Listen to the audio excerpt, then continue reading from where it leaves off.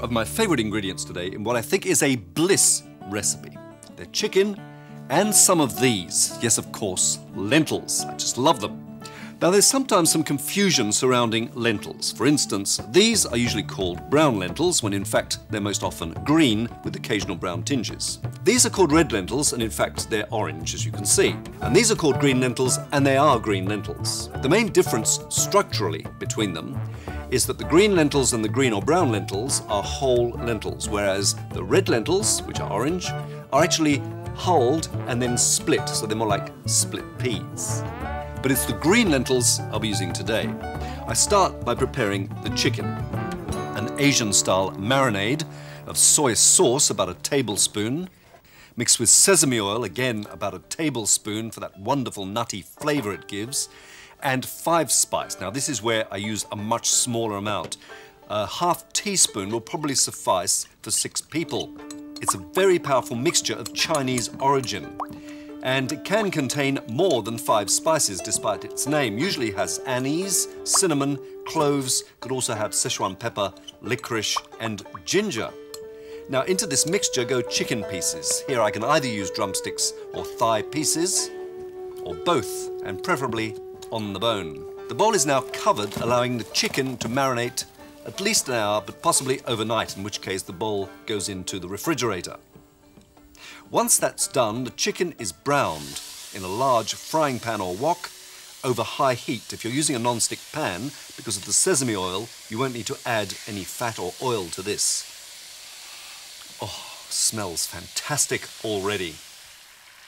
Once browned, the pieces are removed with tongs, leaving behind the oil.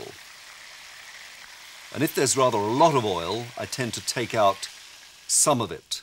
I only need to have a couple of tablespoons there for the next exercise, which is to add parsnip. A few strips, preferably from young parsnips. Now these are browned and removed, again draining any excess fat back into the pan. Now I reduce the heat and cook onion, 1 medium onion finely chopped, and carrot, a couple of medium-sized carrot, these cut into small dice. And garlic, 2 or 3 cloves, finely chopped. Now these are all allowed to cook for 4 or 5 minutes, and I come to the lentils. Now my preference is for these small green lentils, often known as lentils of Puy, from Puy in France, where we mostly imported them from, until recently, when Australians started growing them themselves. These are simply rinsed, drained, and then about 100 grams goes in, because a little goes a long way. Now I pour in chicken stock, about 750 mils, a 1/4 teaspoon or so of white pepper. I prefer white in this dish, I don't know why. A little grating of orange rind. An optional extra which complements the spices beautifully. The mixture is now brought to the boil. Now I transfer this mixture to a casserole dish or other oven-proof container and put the chicken pieces on top. I also add the juice that has run from the chicken. Great flavour. And then add the parsnips. They will then braise rather than stew in the oven.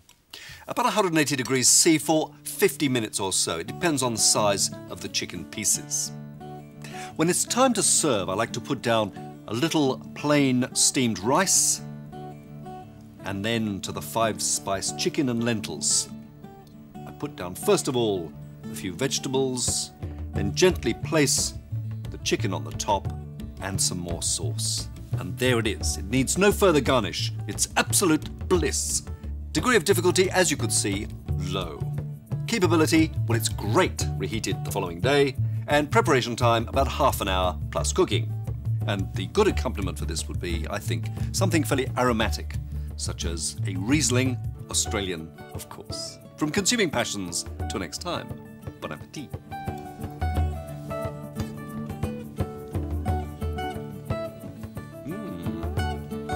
Very good indeed.